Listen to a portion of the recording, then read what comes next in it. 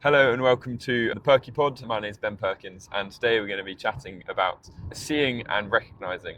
Bit of a random topic, but basically I was refilling the air on my car earlier, and I had put one of the little black caps down on tarmac and could not see it at all, or couldn't recognize it at all.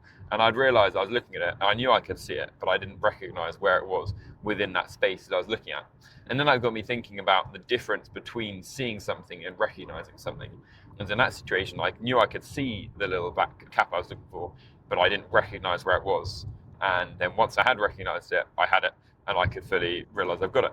And that made me realize that actually there is quite a difference between seeing things and recognizing things. And seeing something, you can acknowledge it's there, you can see it physically, and you know it's there. But then recognizing has a bit of a difference in the way that you might if you recognize something's there, you can appreciate it's there, you can see it's there, but it's also in accordance to the surroundings. You can put it more into context. I can see it's there, but then I could recognize that piece was there. I could recognize I could take it, then put it back on the cap. And I think it has much more of a relevance when you apply that into life rather than just into filling up air on a car. As in life, there's a lot of things you can see a problem in your life, and you see it's there, but you're not fully appreciating and recognizing that's a problem you might need to deal with, which I think is then when it would switch to seeing a problem to then recognizing a problem that needs to be dealt with. And an example in my life would be I can see the fact, or in the past I've been able to see the fact, and I still can, but I'm now recognize it. I can see the fact that I've got basically spent too much time on my phone. I can, see that. But now I've come to recognize that more in the fact that I'm more aware. I can see the impact that it's having on me, spending too much time on my phone is having in my life. So I'm now starting to recognize the impact of that. So switching from seeing the issue being I'm spending too much time on my phone to then recognizing that. And recognition often comes of action, or comes of the desire to pursue an action following that, which I think is really important. And that's something I personally want to be working on within the discipline of my kind of phone use, and to really recognize that issue, which I'm growing and recognizing, and then thinking about what actions can I put in place to change that. Seeing that is great, and that I can see the issue, but I want to take action, which is really important. And it's mentioned like psychology behind this and science, and kind of if you're in a crowd and you're looking for a friend, you can see everyone in that crowd, right? But it can take a bit of time to then suddenly recognize your friend. And once you've recognized them, it's going to be hard to unrecognize them. It's going to be hard to not spot them when you're looking in that kind of crowd again. And there's a special part of our brains called the facial furor, or something along those lines, which basically is a little part of our brain specially for recognizing faces. And that's more than just seeing faces, recognizing. And our brain has other parts that do similar for everything in kind of recognition.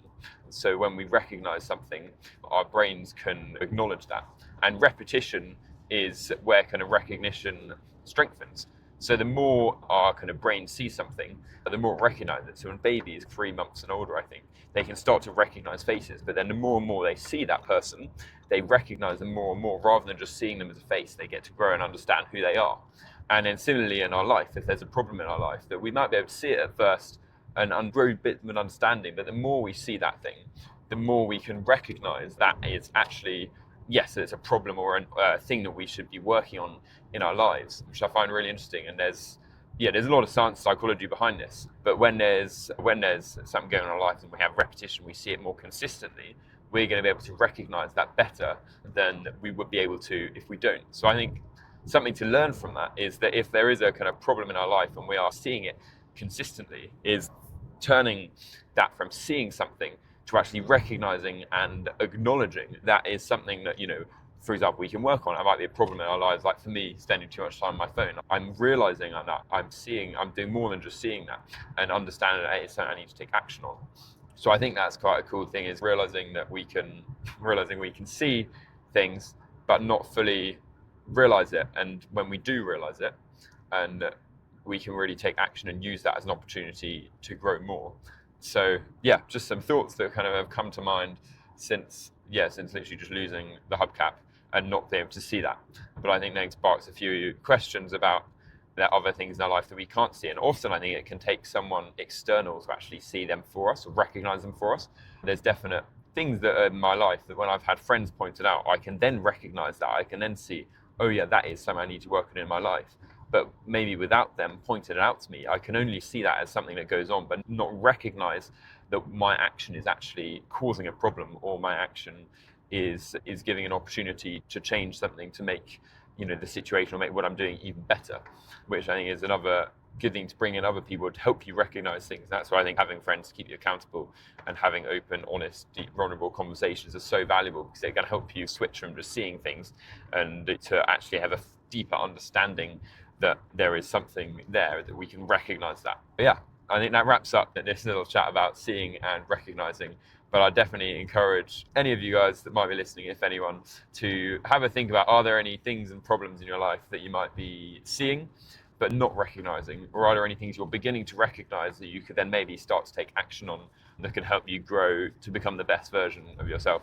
Because I think there probably is in everyone's lives. I know I've got a lot more than just the phone example, but that's one that's been on my heart recently. So yeah, one to have a think about, have a prayer about, and yeah, I'll catch you guys in the next episode. Yeah, thanks for listening. God bless. Bye.